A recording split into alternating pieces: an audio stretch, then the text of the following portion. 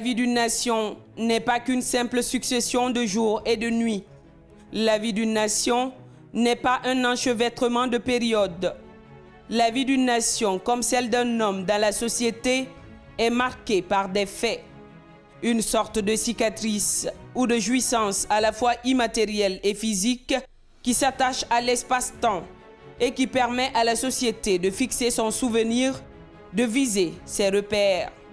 Au lendemain de la prise de responsabilité des forces de défense et de sécurité, avec le président Mamadi Doumbouya à la tête du CNRD, un discours a retenti au sein de l'opinion publique nationale et dont les échos ont été ressentis au-delà de nos frontières.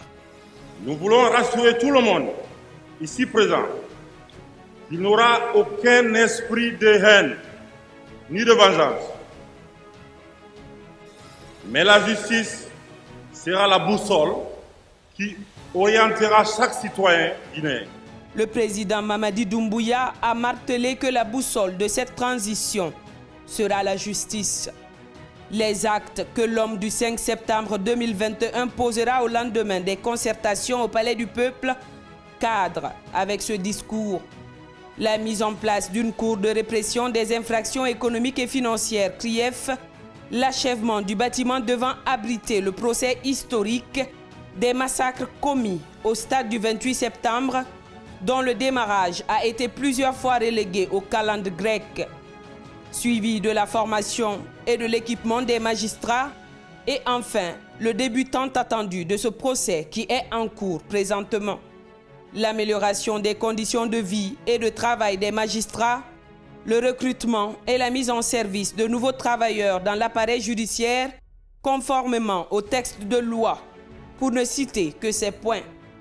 Après tous ces efforts qui consacrent l'indépendance de la justice et ancrent le principe sacro-saint de la séparation des pouvoirs, le CNRD, malgré son désir ardent d'unir les Guinéens, de concilier les contradictions, ne pouvait pas franchir la ligne susceptible de saper tous ses acquis. Tenez, le point culminant autour duquel achoppent les discussions avec le mouvement syndical était cette exigence à la fois ubuesque et compromettante faite à l'exécutif. Les acteurs de la grève générale et illimitée ne demandaient ni plus ni moins que la libération de l'un des leurs en conflit avec la loi, déjà pris dans les mailles de la justice et qui avait écopé d'une condamnation en première instance contre laquelle décision ses avocats ont interjeté appel. Alors que la procédure suivait son cours normal, indépendamment de toute pression extérieure, ces acteurs syndicaux exigeaient de l'État d'arracher du giron de la justice leurs membres et de mettre un terme brusque et chevaleresque au cours normal du procès. Ce qui reviendrait à faire fi de toutes les règles de droit, ce qui reviendrait à faire du judiciaire l'instrument de l'exécutif et de la loi des sans-lois. À ce niveau, un petit rappel s'impose. Souvenons-nous, puisons dans notre passé récent les leçons des germes de la contestation syndicale de 2007.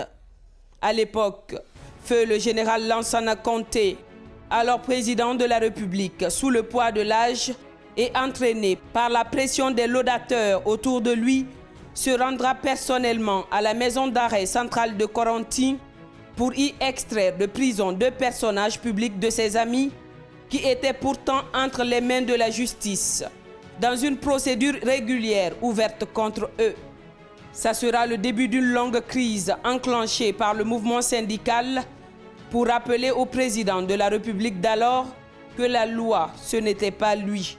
Et par conséquence, l'exécutif n'avait pas à se mêler d'affaires qui relèvent uniquement du judiciaire.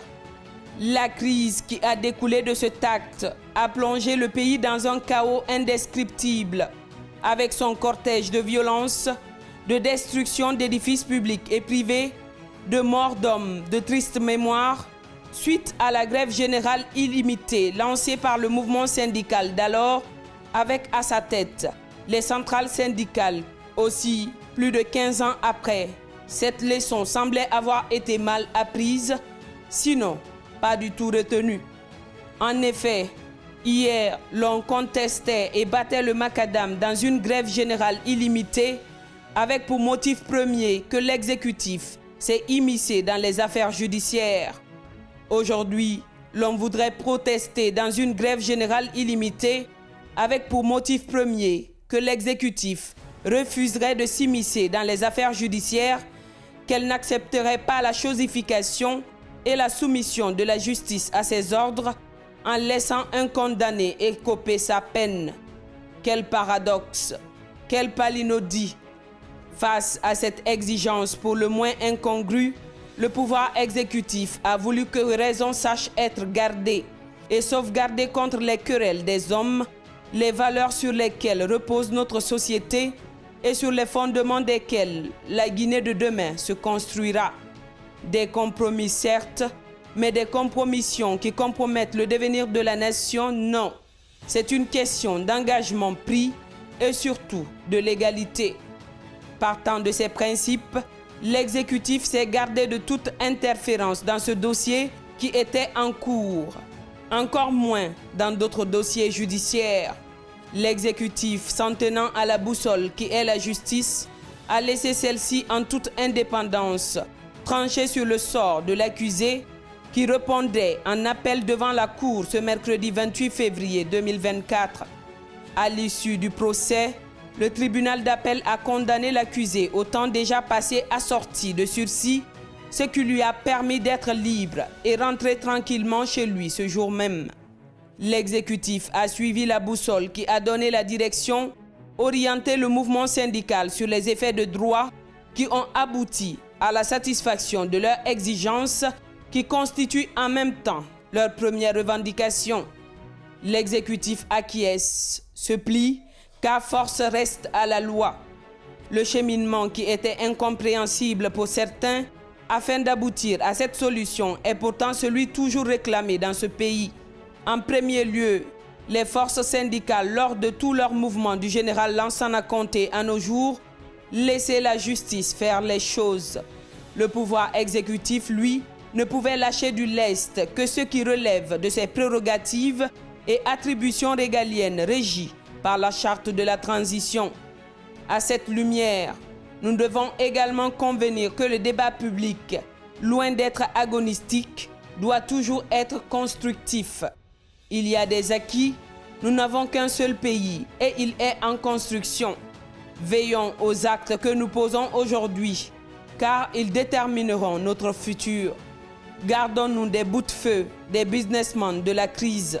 La Guinée prime au-dessus de tout et l'État fera toujours tout dans la mesure du possible légalement reconnu pour rassembler les Guinéens. C'est dans le même souci de souscrire à l'attente de toute la population guinéenne dont le mouvement syndical est partie intégrante que le président de la République a porté son choix sur un ancien ministre chargé de la réconciliation nationale. Homme politique et économiste reconnu, M. Amadou Ouriba, pour être le nouveau Premier ministre, chef du gouvernement de la transition. Les profils réunis en ce nouveau Premier ministre feront de lui un interlocuteur valable devant les acteurs sociaux et politiques pour apporter des réponses à tous les problèmes qui se poseront dans cet ordre.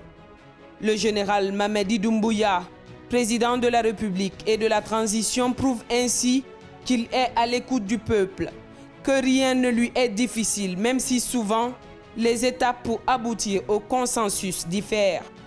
L'essentiel est de parvenir à la même vision et de faire de la période actuelle le socle de la construction de la nation forte de demain.